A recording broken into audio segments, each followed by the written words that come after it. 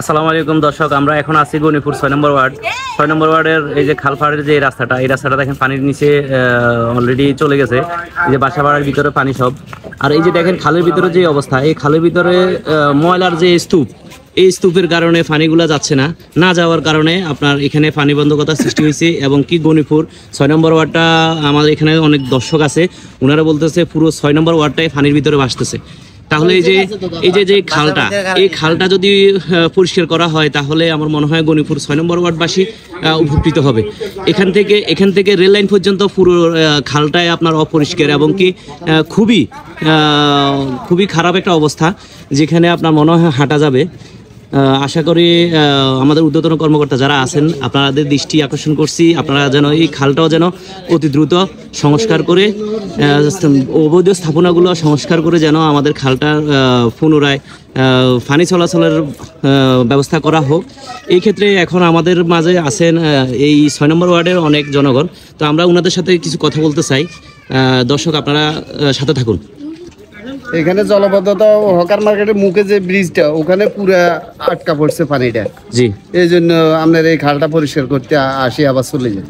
ওই যে হকার্স মার্কেটের ব্রিজ, যেটা ব্রিজের সামনে হইলো মেইন সেই জায়গা ধরে এদিক বেগে সাফ করে দিলে আর কোনো সমস্যা নাই। মানে হকার্স মার্কেটের ব্রিজ থেকে এদিকে যে জায়গাটা, এদিকে গার্লস স্কুলের পোল পর্যন্ত এই জায়গাটা পরিষ্কার করে দিলে আপনার জলবদ্ধতা পর্যন্ত যাইতে হইব, আমরা বড়খাল পর্যন্ত যাইতে হবে। হেদিক পরিষ্কার।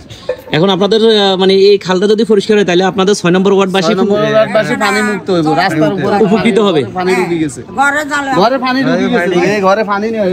আমাদের একজন দিদি আছেন, উনিও কথা বলতেছে, যেন ওনারাও চাচ্ছে যে আমরা চাই আঙ্গুর একটু আপনারা ইয়া করেন। হ্যাঁ, ওনারাও চাই যেন খালটা পরিষ্কার হোক, পরিষ্কার হয়ে অন্তত পানি নিষ্কাশনের ব্যবস্থা হয়ে তারপরে ওনাদের যেন ঘর বাড়িগুলো যেন ইয়ে থাকে। এই যে দেখেন ওনাদের বিল্ডিং এর ভিতরে অলরেডি পানি।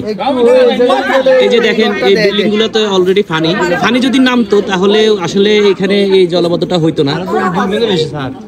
আর এখানে যে ময়লাগুলো দেখতেছেন, এই ময়লাগুলোর উপরে হাঁটা যাবে। এটা কিন্তু খাল ভাই, এটা কিন্তু কোনো জমি না, এটা খাল, এটা জমি না। তাই আমাদের কর্তৃপক্ষের দৃষ্টি আকর্ষণ করতেছি, আপনারা অবশ্যই 6 নম্বর ওয়ার্ডের যে হকার্স মার্কেট থেকে